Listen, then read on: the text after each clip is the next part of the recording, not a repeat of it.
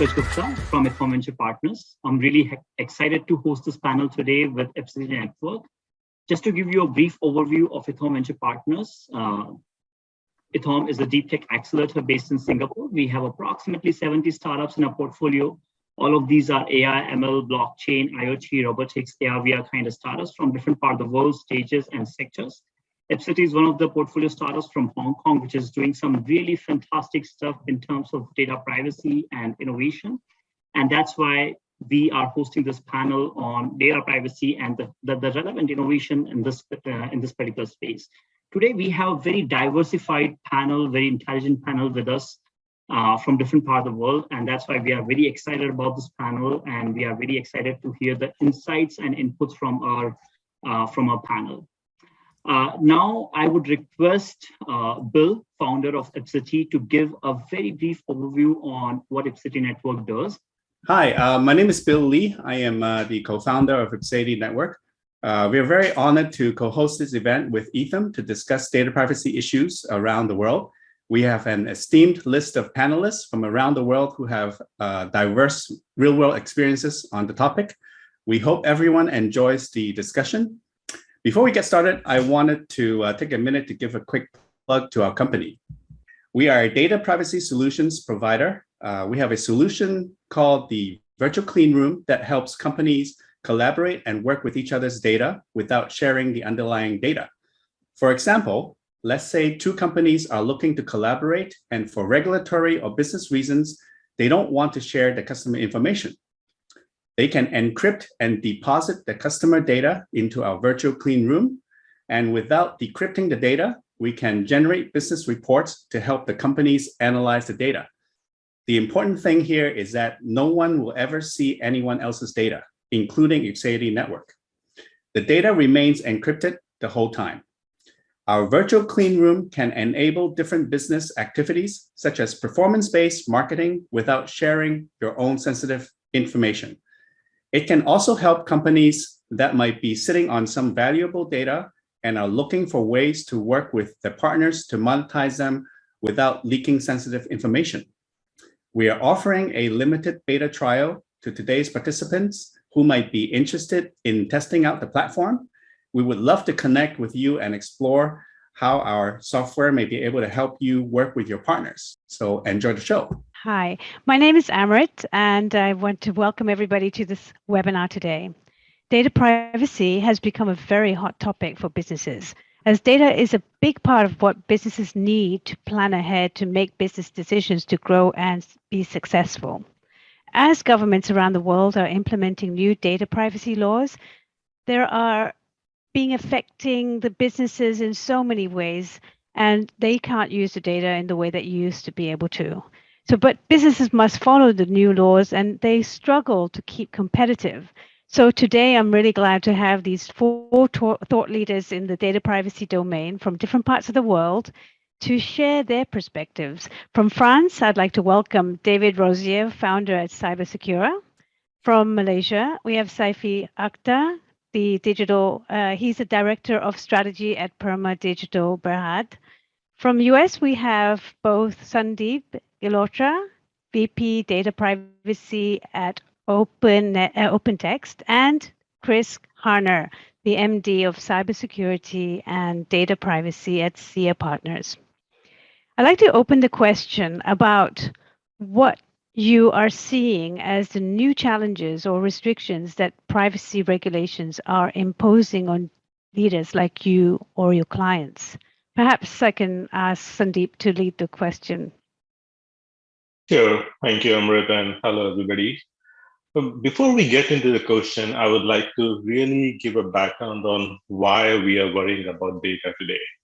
As you all may or may not know, the amount of data that we generate daily has increased exponentially over the years. For example, over the last 2 years alone, 90% of the data in the world was generated. Yeah, that's right, 90% of the data. So we are not talking about teeny-weeny bits and bytes of data.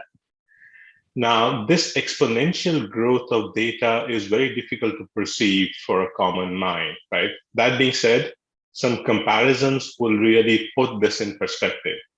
For example, sometime in 2020, there was about 44 zettabytes of data in the world. And this is sounding a little bit geeky, so let me clarify it. There was as much information as there were grains of sand on all the world's beaches. Imagine that for a second.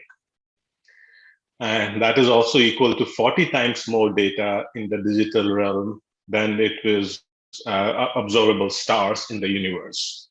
Now, by 2025, it is estimated that 460 odd exabytes of data will be created each day globally. To put it in perspective, that's the equivalent of about 213 million DVDs getting created per day. Imagine that's the amount and vastness of data that we are and will continue to deal with over the upcoming years. Now, if this amount of data was produced or processed half a century ago, no worries, right? There would have been no regulations, no oversight on data usage, etc., and this would have been a free-for-all scenario. But my dear friends and colleagues, we live in a different world altogether where it is a data economy. And we need to understand overarchingly and acknowledge that regulations are the basis of our society. Imagine if there were no regulations around the world for anything. For example, no regulations on the quality of milk or milk we drink or quality of food that we eat.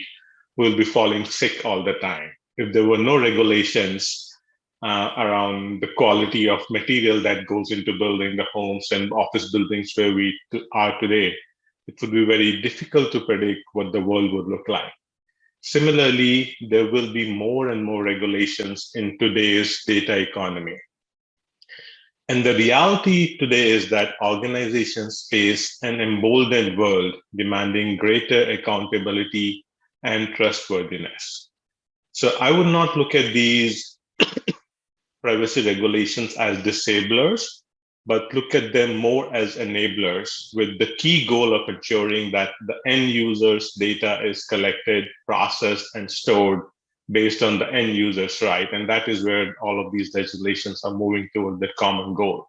That data is the most precious asset that we have today, and we need to make sure that it is getting processed, collected, processed, and stored based on the end user's rights. Thank you. Thank you for that. Really, it is a good way to set the foundations with all the sort of practical analogies of this number of sands, the beaches in the world and the grains of sand. I didn't really know that, and I guess each part of that is contributed by each one of us, and I'm just overwhelmed by the amount of data that you talked about. Is there a challenge, a new challenge or restriction that the data privacy regulations are imposing on leaders that you feel can be improved on, or that you see in your encounters every day that you could see that governments could actually iterate? Yeah, I will respond to that, and will have my other colleagues from the panel also chime in. I think that the reality is that governments are forced to take a very trying to enforce very effective regulatory stance, given the way the data economy is expanding. At the same time, there is this perception in businesses all around that this is going to harm them from growing, from either coming up with more offerings or using the data in a more productive manner.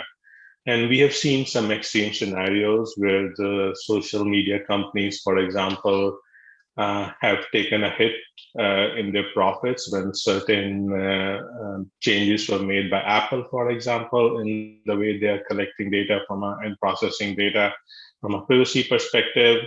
So the reality on the ground is that a middle place has to be found between the regulations and how the companies need to conduct their business and take this economy to the next level. I think gone are the days when these two sides of the coin would hate each other. They have to come together, work more cohesively, and make sure that the companies are informing the legislation, and the legislation is also taking these aspects of businesses in mind as key principles to enable overarching growth for our economy. Thanks. So I'd like to call on any other panelists who have a viewpoint that they would like to share. Yeah, sure, Amrit. I'll provide a perspective as a consultant serving clients. I think when we opened up, we talked about monetizing data, and there's a German proverb which says, "With money, friendship ends." And so I think when we look at what's at stake, whether it's for customers, governments, companies, no one should be surprised with the direction of travel, because data is an asset. And I think 25 years of risk management have taught me that it's always wise to return to the fundamentals. So what's very interesting is when regulations come out and we serve clients to help them comply, whether it's GDPR or CCPA or other regulatory frameworks, sophisticated institutions still struggle to really understand their data. And when I make that statement, I'm talking about mapping out data objects, which are files, systems, etc., servers, and data subjects, which are legal persons. Because when you think of GDPR, an EU citizen, regardless of where they are in the world, that's going to trigger that legislation.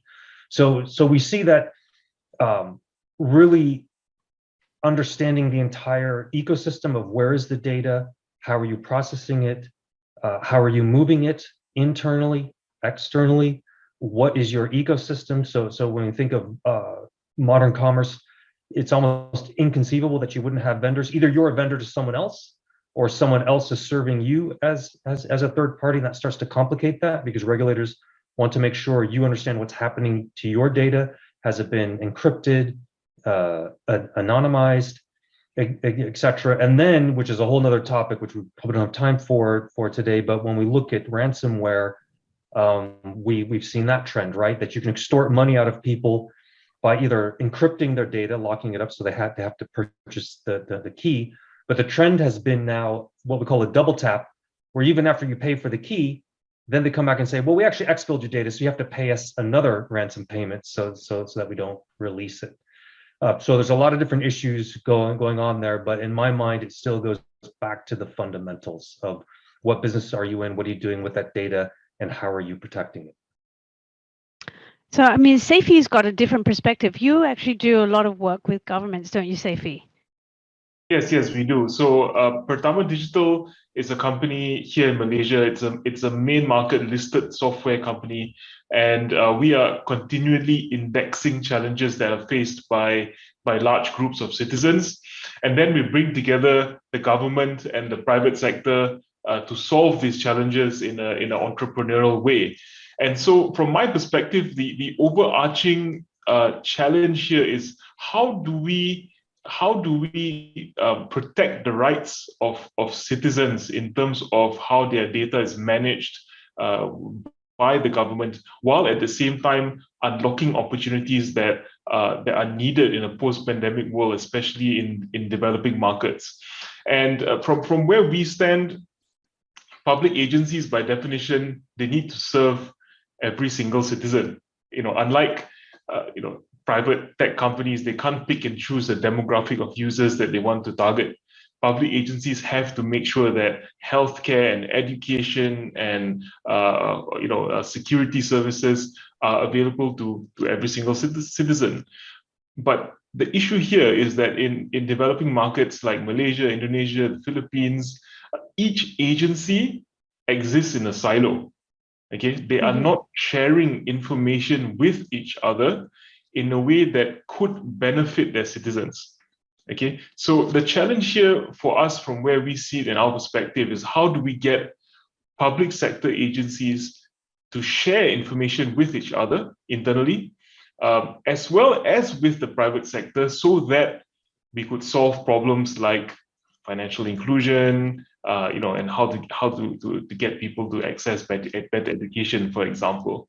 And fast forwarding a little bit more, when we deal with people on the ground, I was very active when it came to new businesses like e-hailing here in Malaysia about 8 years ago, and we had challenges teaching people how to leave their GPS settings on, what kind of data packages they need from their telco in order to do gig economy jobs. There are challenges that people on the ground here are facing that are so far removed from more advanced topics like how I need to protect my own personal data.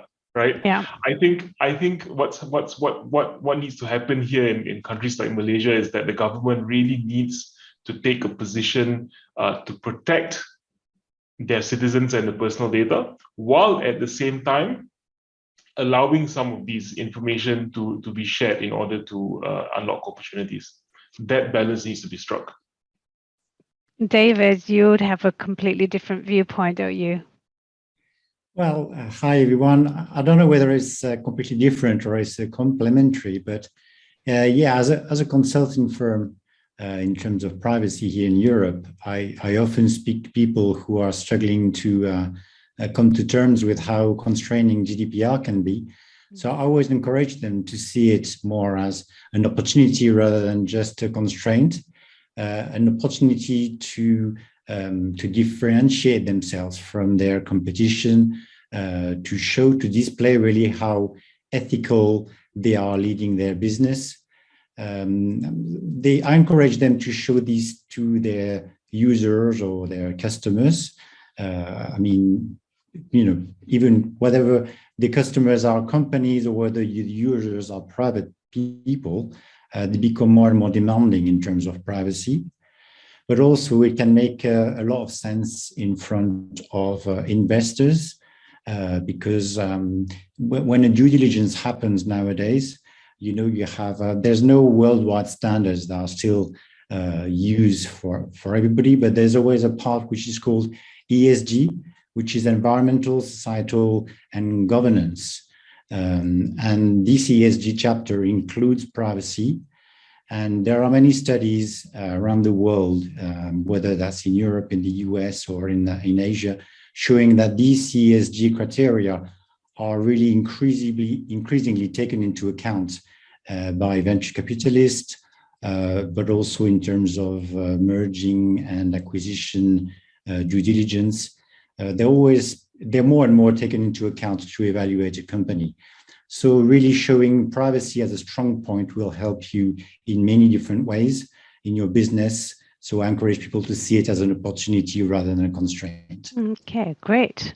I would like to lead with, and when you say opportunities, I would say that what are the opportunities and innovation in the current trends of innovation in the data privacy space that you're excited about? Are there any that are related to AI or machine learning or computer vision, augmented reality or blockchain that any one of you can give me an input or insight? Perhaps Sandeep, call on you. Sure, absolutely. So let me kick off this thought process. I think all of these next generational, what I would call as next generational technologies like artificial intelligence, machine learning, augmented reality, blockchain have been evolving at a very fast pace, faster than what a common person would have imagined over the last few years. And whether we like it or not, this is going to be the future of the world that we live in, given so many positives that we get out of these technologies. At the same time, we have to, in my mind, do away with the binary notion of regulation versus innovation. In my humble opinion, it's a false narrative that effective functioning of an innovative technology or an innovative economy really depends on there being zero regulation. This is where I would like to quote an article I recently read about, written by the California Privacy Protection Agency Chair Jennifer Urban, where it is openly quoted that companies just need to do a better job of balancing their own interests with those of the broader public. Now, as regulators work to catch up with technology, businesses should work to cultivate clear professional ethics. That is the key point, professional ethics around responsibility in other areas. so that as these new technologies become more and more common, data that is being used to give us these new features using these technologies is clean, is ethically sourced, and the right privacy regulations have been taken into consideration as part of either gathering this data or processing this data. If companies take a hard stance and either hide behind something or try to ignore these regulations, I think the whole future of a lot of these technologies would be in a limbo.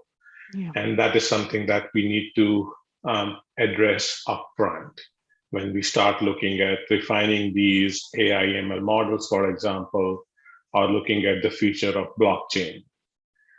Now, keep in mind that there are a lot of responsible AI frameworks out there. Whether we look at UNESCO's recommendation on the ethics of AI, for example, European Commission has ethics guidelines for trustworthy AI, which was put together by the high-level group on AI. And China has ethical guidance on the use of AI. Now, keep in mind that most of these take the form of declarations that are non-binding. At the end of the day, the basis is really applying these general privacy principles to the AI ML systems that really protect the data that is being processed using these technologies. I mean, when you say ethically, and you say that who is it? Self-monitoring?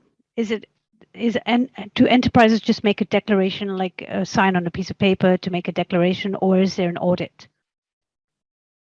So we are still in a very primitive stage in terms of maturity of this whole process, but right now there are just AI frameworks available which highly recommend companies using AI, and most of the technology companies today are using AI to use the data in a certain manner. And it really starts by guiding them to apply general privacy principles. Like when you're collecting the user data, make sure that you have taken consent from them. When you're processing the data, make sure you're processing it only for the reason for which it was collected, so on and so forth. So the same general privacy principles that are forming the basis of all the privacy legislations are also forming the basis of these responsible AI frameworks. There is no enforcement of these frameworks today. These are just guidances or guidelines today. But the reality is it's just a matter of time before some regulatory body comes and starts enforcing it. And if I were to bet my money on it, it will definitely happen first in the European Union. We are already seeing a lot of work being done in this regards in the EU. It seems like there seems to be a lot of the ideologies that are actually referencing back to the GDPR for other data governments when they're actually forming up their data privacy laws in one form or another. Chris, do you have any comments? Yeah, no, I mean, I agree with that. I think, we touched a little bit conceptually about ethics, whether that's enshrined in law or not. And I think when we take a step back, whether I think of cybersecurity or data privacy, I think there's a psychological component, right? So of what is data? Legally in the US, it has been determined to be property. So then there's a question of who owns it and fairness of what happens to it. And as Sandeep pointed out, consent, right? If someone's going to take your property or use your property, which is little ones and zeros on a server, and I think there's a mental shift that's slowly happening right now, and there's a realization amongst governments, as well as David mentioned with ESG, and we see that of whether it's AI algorithms, machine learning bias, collecting data. Do you really need that data? Why? I think collectively people are moving in that direction. And I think Sandeep is right. The EU tends to be ahead of these things. And why is that? I think, having lived many years in Europe, I think anthropologically, psychologically, the Europeans are much more in tune to data privacy. That could be because of the legacy of communism or of other authoritarian regimes. Also just a more general belief in what is private versus what is public. I mean, Americans tend to be much more open with information and other things. So I think there's a lot of complexity here, and that we need a legal framework, we need an ethical framework in order to have some type of recourse to ensure that data privacy is enforced properly and that there's fairness. So, do you have any of the innovations that you're excited about, given all that we see in the space of consent, or because I guess AI, machine learning has to come from some data sets, right? And for me, I think if I look at the medical telemedicine, and to be able to use some of those data sets is really, really important, be able to diagnose correctly. So when looking at those kind of things, I just feel that that's great, because I may not be able to see a doctor today. But are there any others that you've come across in your world that you say is quite exciting? Sorry, is that directed to me, or? It could be for anyone. It's an open question to anyone in the panel. Maybe I can try. Yeah. Go ahead.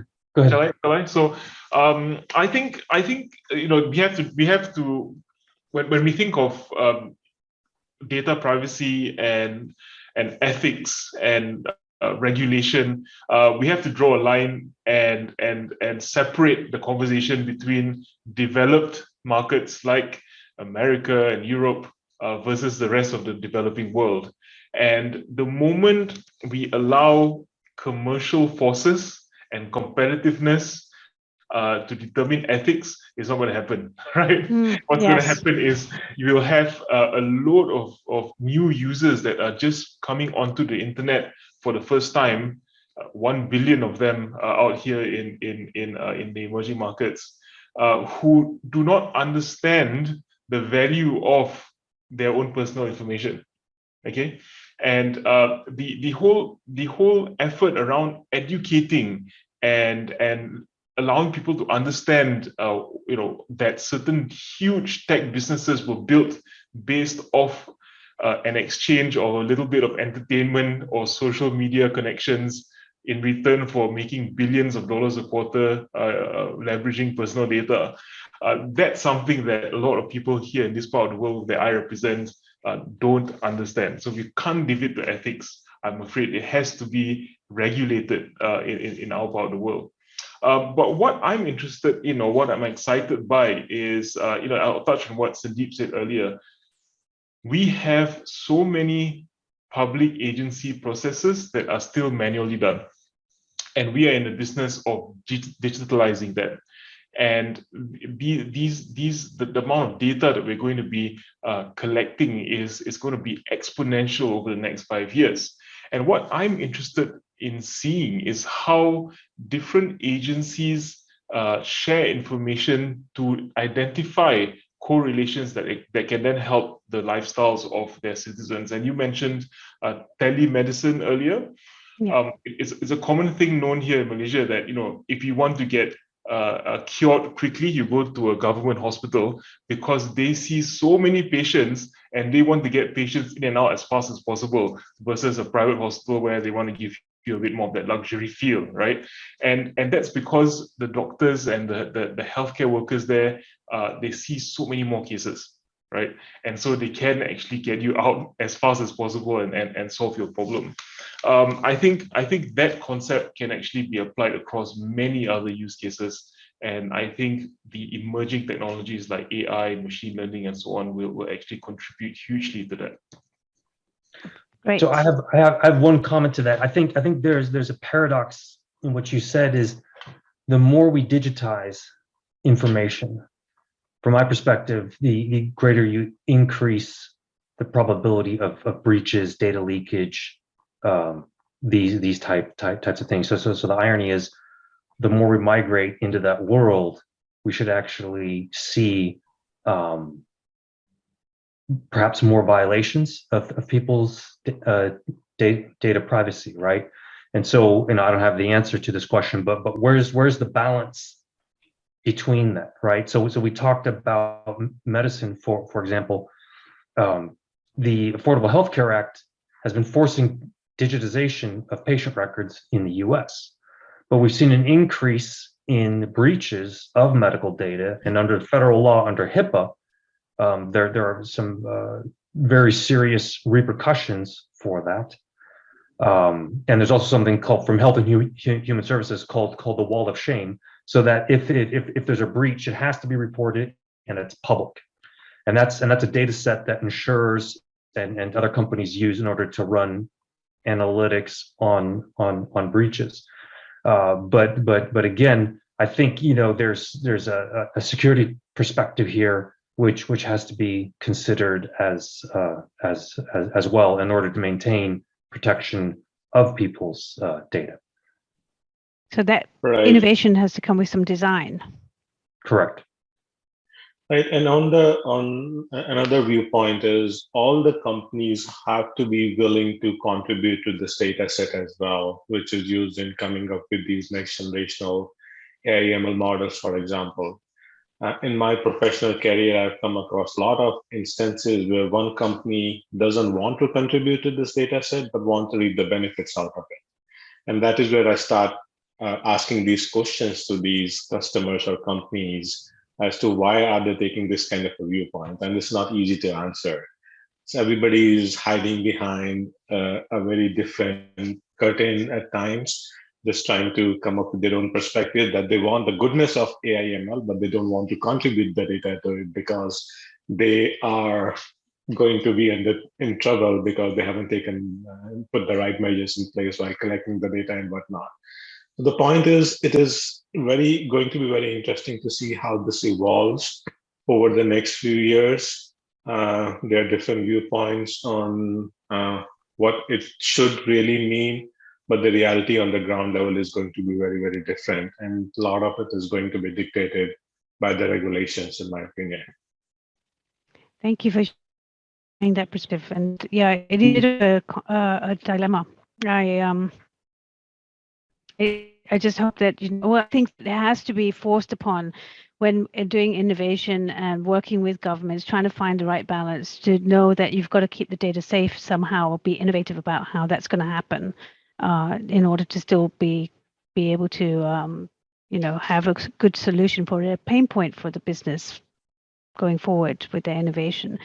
What's the biggest hurdles in enterprises' adoptions for the innovation solution? So I guess we already kind of touched on it, but do you see anything that are stopping enterprises for the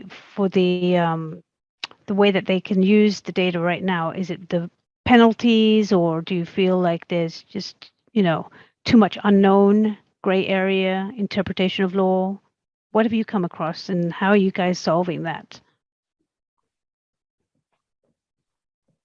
Can call on perhaps Saify. Yeah, let me give a bit of perspective.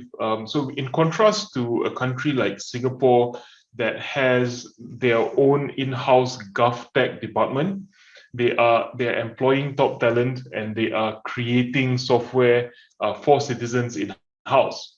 Contrast that to most developing countries. The government depends on vendors or partnerships with private sector parties in order to create software that citizens then use. And a lot of this software collects personal information, and not all of it is stored, say, on government servers in that sense. Mm. And so, these are hurdles that I see will start to crop up in the next few years, because in emerging markets, government or public sector digitalization is a buzzword now. All these agencies need to go digital because there's so much pressure to control costs and actually meet the expectations of citizens. And so what they're doing is they're turning to the private sector and saying, hey guys, can you guys come along and solve all these issues for us?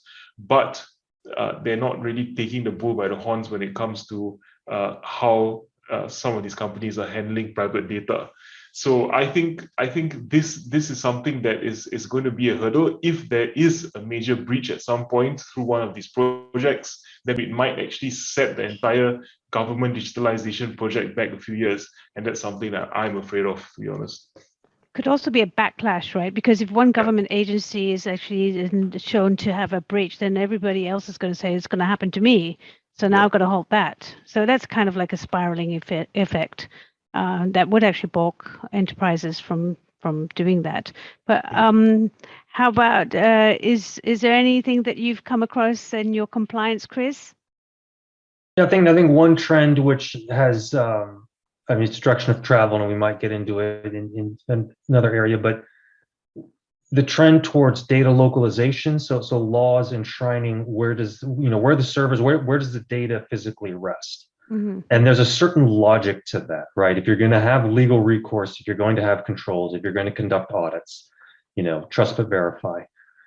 So I think there's been a trend in that with a number of nations, not just developed nations, but we've seen legislation in Brazil, in South Africa.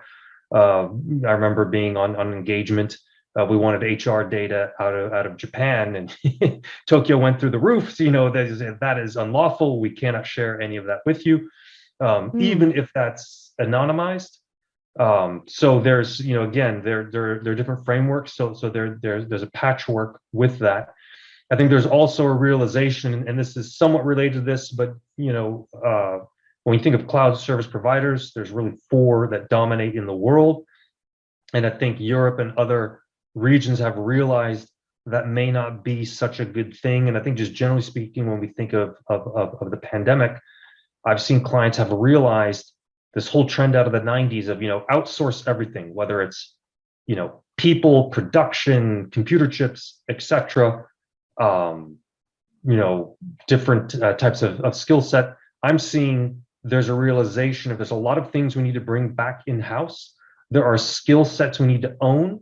And when you think there's a trade-off with compliance, in order to demonstrate compliance with the regulator, the investment that requires in-house plus bringing in consultants or auditors, you might just be better off from a cost-benefit analysis of just rehiring or bringing in people permanently on staff, and to own that skill set, own that knowledge, as well as having the infrastructure, the physical infrastructure. I'm talking about, servers and different things, to have it in-house. So the legislation, is I think is going to shift. It's going to change the cost structure, I think that someone mentioned, and that might lead to a trend of again trying to mitigate your vendor landscape and really own these things in-house.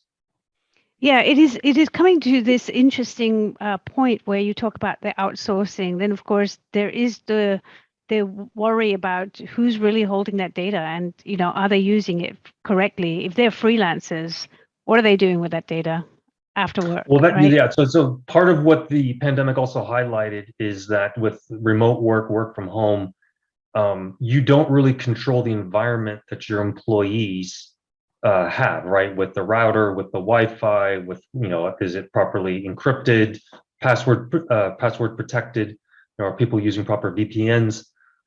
So that's right. Your production environment is everywhere now. Correct. So yes, there's a lot of issues that the pandemic have forced people to think through. Thank you for sharing. I'm just curious, the Japan HR, was that actually asked for by the same company, but just from a different demographics? Correct. So it was the head office in the US was looking at some various legal entities and wanted some demographic data and whatnot. And the Japan operations were very large. And that simply was not possible. This was a regulatory exercise, and there's a principle which regulators accept. Say, listen, I know you wanted that data. It's sitting in another jurisdiction. We can't ask our colleagues to break the law there, but you can't say we're breaking the law here. So again, this is one of the biggest challenges: is if we move in the direction of the patchwork of all these local laws, compliance is going to be very difficult, and then governments are probably going to get frustrated with each other, not to mention the fact that people are going to be ripping their hair out in all these different companies. So it's going to take some time in order to sort that out of what are the fundamental standards on an ethical level, on a data protection level, sharing, and so on. Interesting. Yeah, it's a whole rabbit Just hole, to isn't add to it? that a little bit, right? I think it's all about going back to the basics in my mind. And as companies are looking at adopting these innovative solutions, they need to make sure that the mode in which they're collecting end users' data, whether it is employment basis to the HR use cases that were being talked about, or it is for end consumer data for a B2C company, it's all about making sure that you have the right mechanisms in place. Mm-hmm. So in my mind, I always think of it as three basic rules. The first one is companies need to build and enhance trust with their end customers. Companies have to be consistently transparent with customers and explain in common sense terms on why the data is being collected, how it is going to be used, and whether it is being sold, right? It's a data economy. And there are a lot of these companies which are selling data. So be very transparent with your end users on why you're collecting the data, how you're going to use it, et cetera, et cetera. Second piece is when this data is being collected and analyzed, the focus should not be on looking at the personal data. That is the core of all of these privacy legislations, but it should be about extracting insights, right? For example, if you're running some AI/ML models, encrypt or anonymize as much of personally identifiable information as possible, so that you're focused on extracting insight versus really looking at the personal identifiable information. And the third piece, this is more at the leadership level, is the data and the information technology leaders, in my mind, need to work together more closely to facilitate the flow of insights. It's not about just in a large organization, one team or one group sitting and really extracting insight. It's all about looking at how do you acquire maximum insight from the data that has been ethically sourced, that has been consented when it was acquired from the end user. And I'm not saying something that is very difficult to understand, but it's more about going back to those basics and ensuring that the right principles are taken into consideration as part of collecting the data and processing the data. Is there a different angle, Saify, with government, dealing with government?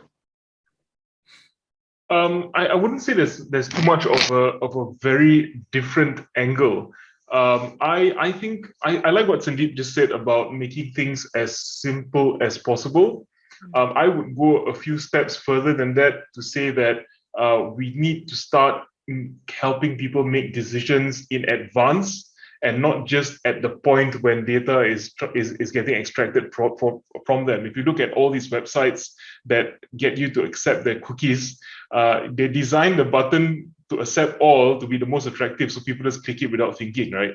And that's because they are prioritizing commercial purposes or commercial goals over the rights of their users. And for us, we feel that here in the countries like Malaysia, we would like to see a point where people actually preset, what their tolerances are in terms of how websites or apps use their data. And this is somehow then shared in advance. And I think that's what the future should look like. I think it's a bit of a stretch to say you can draw a line of comparison between that and say how we deal with organ donation, that people have to make a decision and they think about it and they discuss with their family and be like, you know what, I'm willing to donate my organs after I'm dead. It doesn't have to go that far, but I think our youth who have been born from day one, providing data because their mom took a photo of them and posted it on Instagram. These people need to understand that as they grow into adulthood, this data is valuable, and if we hold businesses to account, they can actually benefit from it in terms of living better lives. David, are you, with your startup, you expose yourself to a lot of startups. Is there a, from the startup viewpoint, I know we're talking about the enterprise adoptions, but in your realm, what do you see as the biggest hurdles for the adoption? Do you?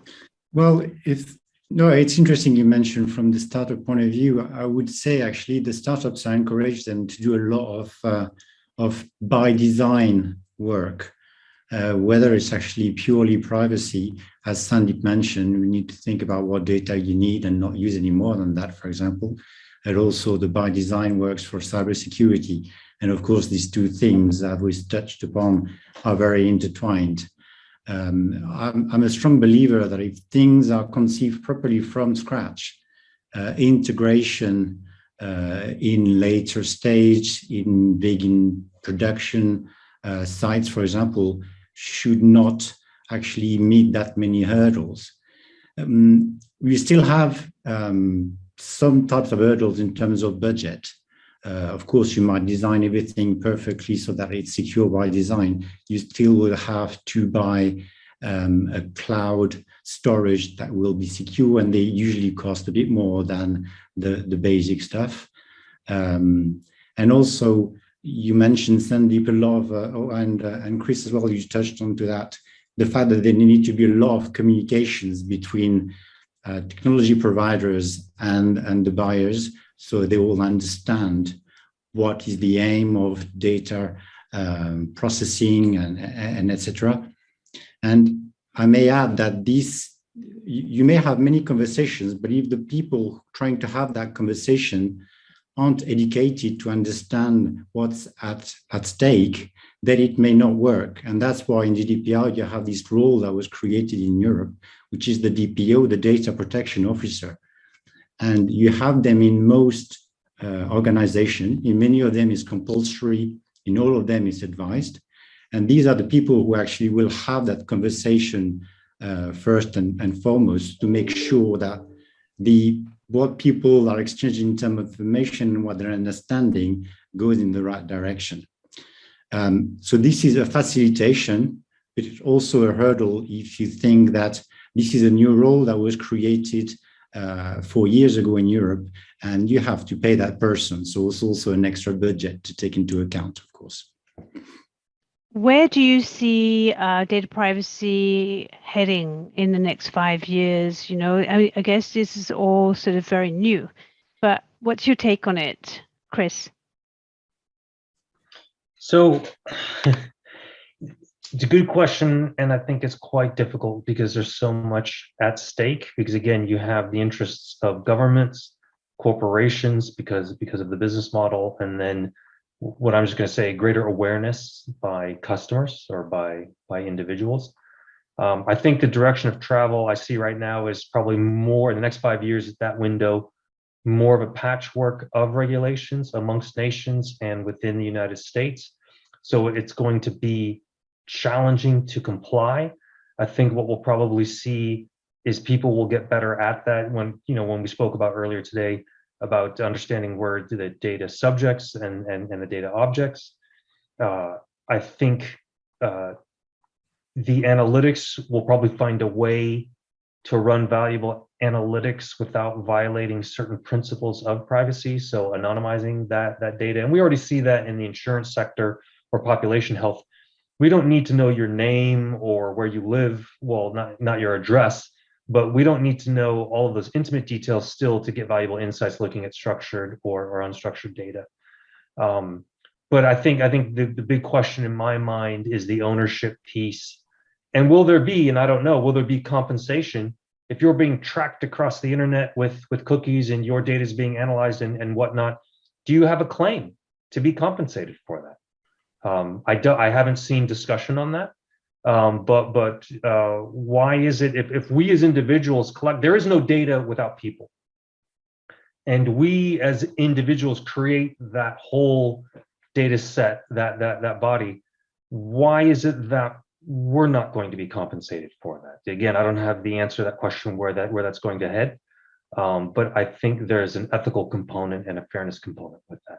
Or alternatively, as it was said, Why do I have to accept all? Why can't I use your service and say, I don't accept and want this? I should still be able to use that service, because it's not much of a choice where if I don't accept your terms, I can't use that, right?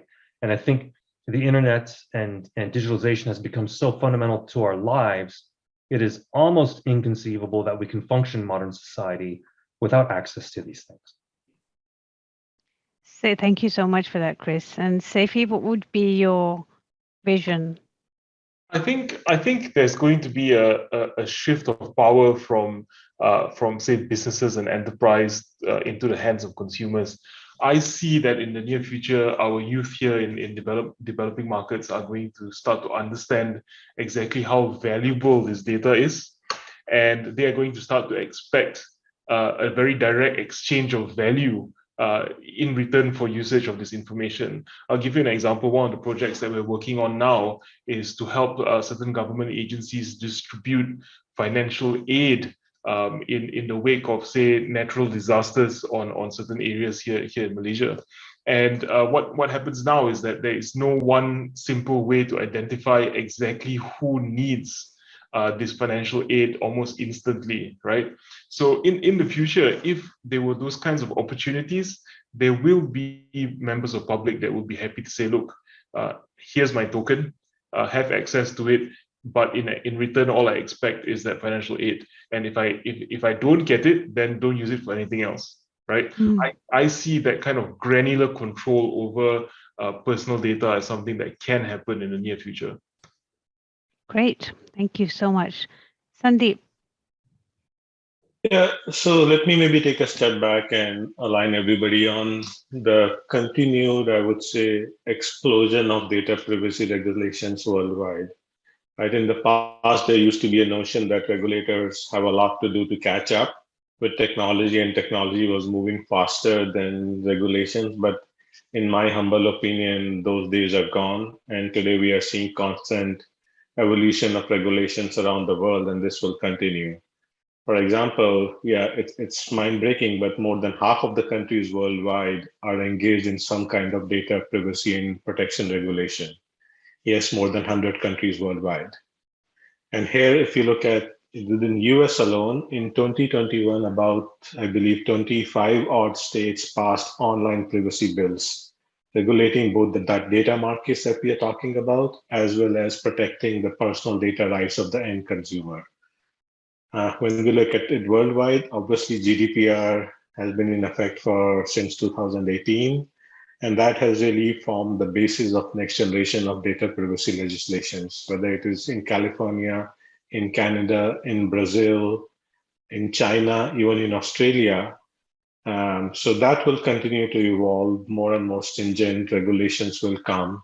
And then we obviously talked about AI and the ethical use, and as we mentioned, EU will continue to focus on regulating the use of AI. On top of it, a handful of countries have also come up with their own data localization or data sovereignty laws. Russia was the first one to do that, by the way, back in 2014, 2016 timeframe. But we have seen the same happen in China as well as in India. So a handful of companies are taking very conservative viewpoints, saying that the data of our citizens is our intellectual property, and we want to make sure that it does not leave the geographical bounds of our countries. In my mind, regulations like this will continue to evolve, but the world has to come to a common term. Else it will be very difficult for companies to do business worldwide. I mean, when you look at large corporations, the example that was shown earlier of a company headquartered in US and the large presence in other parts of the world, if each of these countries had their data localization requirements saying that our personal data cannot leave the geographical bounds of our country, go figure it out, right? And these are the kind of things that regulators have to look at instead of coming up with some very self-centric or geographic-centric viewpoints saying that we are just focused on protecting the data of our consumers, irrespective of how much it enables or disables cooperation at the economic level around the world. So that's what I would like to kind of guide these regulators, whether they are listening to me or not is secondary.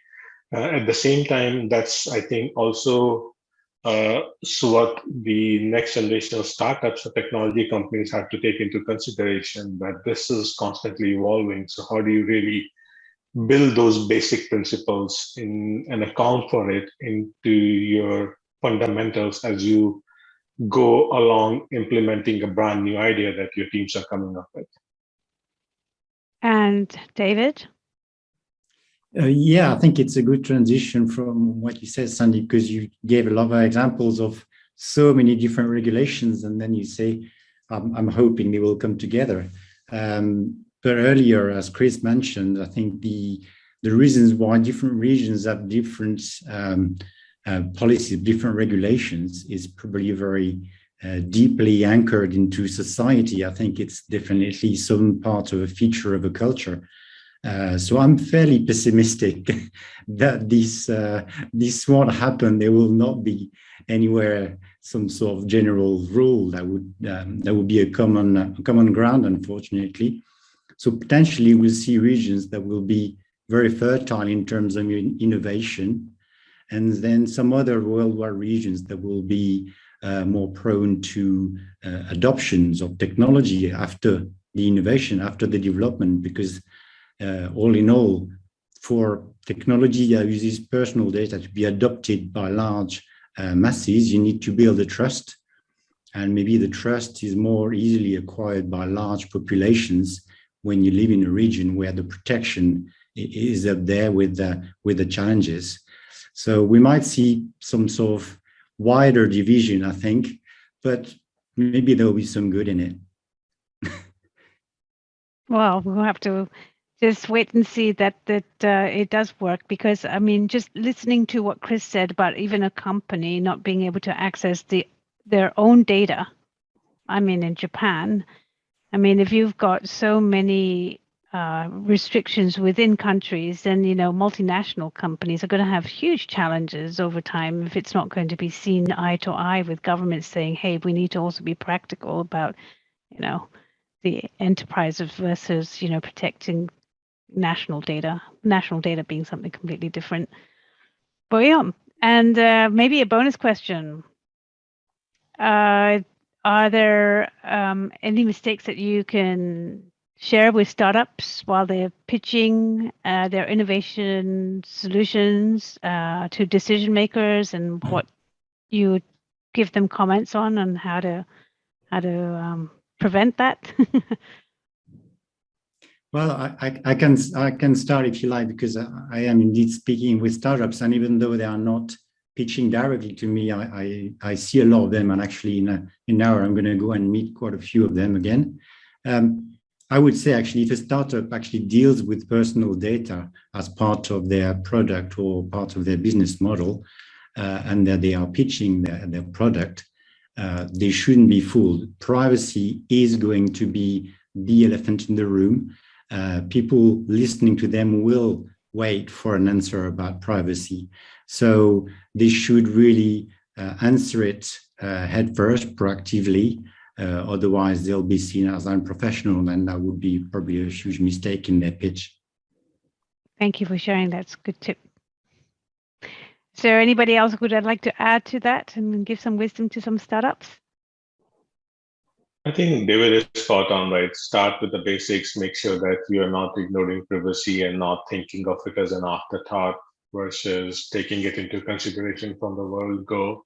I've been in startups, so I understand the constant pressure, both from a monetary as well as resourcing perspective, that the startups are under. But it's a different world that we live in, where we can no longer willingly or unwillingly choose to ignore the consequences of not taking data privacy into consideration. So the reality is, start with privacy by design and make sure that it is embedding into your core product architecture, your operational practices and whatnot. Great. Well, thank you guys for your time, for sharing your insights. It's a very, very evolving topic. So it's always nice to know how would we be able to reach any of you if there's any further questions that need to be asked. Would it be LinkedIn would be a good way to reach out to all of you? Yep, LinkedIn for me. Absolutely. Yeah. Absolutely. Or Pardon? Twitter. LinkedIn? Yeah, LinkedIn it is, I guess. So for the viewers who have any questions, I'm not sure if you have some live questions now that want to be answered by some of the thought leaders, and we can take it on the floor.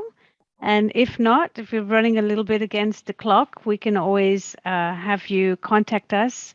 Ipseity is actually offering a beta trial, as we've said, and the thought leaders here are very welcome to your questions in the future. Do we have any questions? I think there were two questions. One If you unmute yourself, there's one from Mr. Clark. One from Maynard, and a comment from Paul. So I think this was about anonymized data, if I'm not wrong. The definition of anonymized data is that it's not personal data anymore. So if it's anonymized, you're free to do as what you like with it, as well. Well, with respect to regulations on personal data, of course, there may be other regulations on those data. Anonymized means non-personal. Be careful that to reach anonymized data from personal data from some sort of anonymization process is very difficult to obtain. So don't be fooled by a data that is supposedly anonymized but may not be. Does that answer your question? If he said that he got the answer, the question wasn't addressed. Fantastic. Thank you so much, David. Was there any other questions? No. Okay, I think this is the time. Again, thanks a lot, dear panelists. This was a fantastic, insightful discussion. Really, really appreciated it. As I mentioned earlier, we will post this on YouTube so that we can, go through it again and again and digest the information. To the audience, if you want to connect with the panelists, with Ipseity Network, please feel free to do so on LinkedIn. And I think this is not the end. This is the new beginning of our friendship. So let's keep talking. Let's keep connecting every now and then and see how we can work together. Okay. Thanks, everybody. Really, really appreciate it. And let's reconnect soon. Take care. Stay safe.